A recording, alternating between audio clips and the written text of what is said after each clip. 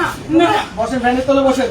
এখানে আসেন, এখানে আসেন। ঘন্টার ভিতরে আমার বদলি করবে বড় আগালি আমার ভাই, বসে বসে, বসে বসে। 21 তারিখ থেকে আমারে বোঝাও জান্নাত কিসে ঘটনা কি? আমারে বোঝাও আমি বুঝতে পারতেছি না। ঘটনা কিসে বলেন, ঘটনা বলেন। এই, ওনাকে ধরে বলেন না, ইসলাম কোথায়? বলতে আসি বসার জন্য ভাই আমরা পুরুষ মানুষ, বলতে আসি বসার জন্য কিসে ঘটনা কি বলেন? আচ্ছা একটা বসেন না আমারে তুলো আমারে ধরে চেয়ারটাতে বসা। তুলো আপনারা হাতে ধরে সমস্যা না, হাতে ধরে তুলে না। সাইডটা উল্টে দিয়ে একটা ওখানে বসুন। ওঠেন। বসেন। অন্য একজন কেউ ম্যাম আছে? কোনো ম্যাম আছে? কোনো ম্যাম আছে? ভাই কিনারা পাঠান তো এই মহিলাটা স্টাফকে ডাকো। আমার গো মা আমি একটু ধরে ধরো। আমার বাচ্চাটার কি হইব হ্যাঁ, ধরুন। আমার বাচ্চাটার কি এখানে হইব বসো, আমার না এটা দেখা হবে না সংসার মিনারা পাঠান আমাকে যৌন নিপীড়ন করা হয়েছে কিসে? আমাকে যৌন হেনস্থা করা হয়েছে এই এক্সিডেন্ট অবৈধভাবে অফিসের উপরে থাকে আপনারা ভিডিও করেন যায় এক্সিডেন্ট অফিসের উপরে থাকে আরো কর্মচারীর উপরে থাকে আমারে অনৈতিক ভাবে কয় আমি বলে রূপ বলে চাইতাম উঠে ধরুন, ম্যাম তো। উঠে বসেন না, ম্যাম তো।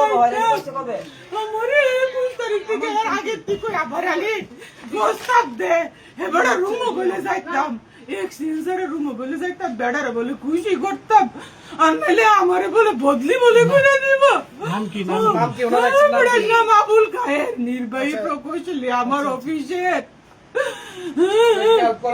এরপরে স্যার আপনাকে কি বললো আমারে পানি দাও জান্নাত আমার কি গলা বলে? শুকিয়ে যেতেছে কিভাবে আমারে আরে, পানি দাও ওনার অভিযোগ ওনাকে বলতে দেন। এরপরে করছে কি না, আপনার বিষয় না, এটা ওনার বিষয়। এরপরে আমি হেরা টেন্ডার করছে হ্যাঁ। সে টেন্ডার চোর সে টেন্ডার করছে আমি এস্টিমেটেড টিপু স্যারকে বললাম স্যার আমি তো আমার তো আমি পারতাম না আমি ওনার একটু সাইড দেন, উনি আসুক। ওনার একটু সাইড দেন। আমার তুলো আপনার নাম কি? আপনি কোন পোস্টে আছেন আর কি সমস্যা বলেন? আমার নাম মুসাম্মদ তাসমিন আক্তার আচ্ছা, কি হয়েছে? ঘটনা কি হয়েছে? ম্যাডাম ওঠেন উঠে বসে হ্যাঁ উঠান উঠান, হ্যাঁ দুজন দাঁড়ান। না উঠলে কি ইয়া করা যাবে এটা মানুষের একটু ক্যামেরা ইয়ে করে দাও।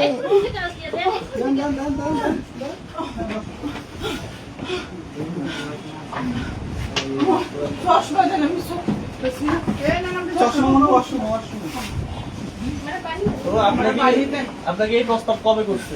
আমাকে উনি অফিসে আসার পর থেকেই করতেছে কবে মানে কত মাস কত দিন ধরে? এটা প্রায় 2-3 মাস ধরে উনি এটা করতেছে তো যাক এটা যেহেতু কোনো লিখিত প্রমাণ নাই উনি আমাকে মৌখিক ভাবে বলে উনি তো অনেক চালাক উনি আমাকে মৌখিক ভাবে বলে এই জন্য আমি আর এটার পদক্ষেপ নিতে পারতেছিলাম না সেই কারণে আমি চুপ ছিলাম কিন্তু আপনার উদ্যোতন কোনো কর্মকর্তাকে জানাইছিলেন? না আমার কাছে মৌখিক কোনো প্রমাণ ছিল না লিখিত বা মৌখিক কোনো প্রমাণ ছিল না উনি অনেক চালাক উনি আমি যখন উপরে খাইতে যাইতাম উপরে আমি খাইতে যাই এখানে রান্নার ব্যবস্থা আছে এখানে উপরে পুরা আবাসিক সবাই থাকে এখানে 3 থেকে 4 জন কর্মকর্তা থাকে অফিসিয়াল নিয়ম থাকার কোনো ব্যবধান নাই আমি এগুলা বলি স্যারকে স্যার আপনি কিন্তু অনৈতিক কাজ করতেছেন আপনি কিন্তু উপরে থাকতে পারেন না স্যার আমাকে কিন্তু কর্তৃপক্ষ শোকজ করে দিবে স্যার আমার কিন্তু চাকরি চলে যাবে স্যার উনি বলে বাগনানি করো বদলি শোকজ দুবার মুটকি দিয়ে বইরে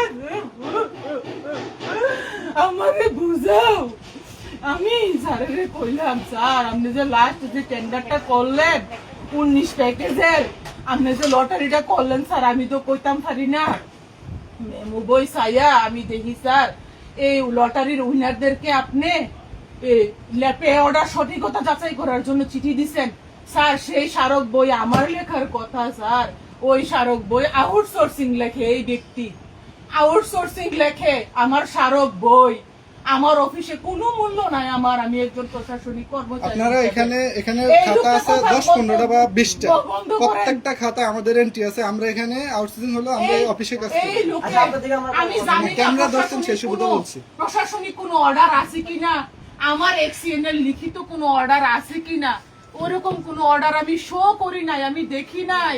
তারা যে মেমু বইটা তারা যে লিপিবদ্ধ করতে পারে, এই অর্ডার তো আমি দেখি নাই, স্যার তো আমাকে দেখাই নাই। আমি বললাম এস্টিমেটর টিপু স্যারকে, স্যার আপনি যে পে অর্ডারের জন্য যে চিঠি দিচ্ছেন, এই চিঠি তো আমি করছি না, এই চিঠির স্মারক তো স্যার 423, এই চিঠির স্মারক স্যার 423 স্যার হবে। এটা আমার চিঠি স্যার, এটা আমি দাখিল করব, এটা আমি স্মারক না বইয়ে লিখবো, এই চিঠির নিচে স্যার আমি ইনিশিয়াল করব স্যার। এটা অপ্রশাসনিক ভাবে এই চিঠিগুলা কেন যাচাইয়ের জন্য ব্যাংকে যাবে স্যার? তখন টিপু স্যার আমাকে বলে, নয়া ফুন্দে বাল উঠছে, অফিসারকে আসেন কাউন্টার করতে, চার্জ করতে।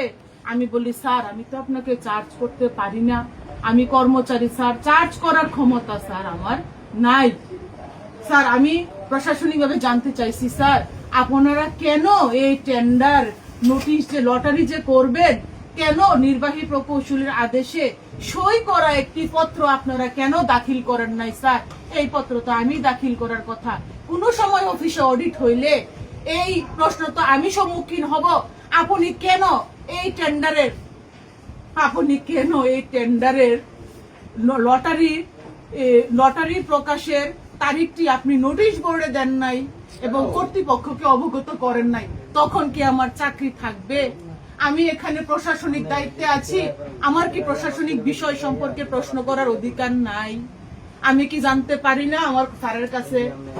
পারি কি না? আপনাকে কি হ্যারাসমেন্ট করছে?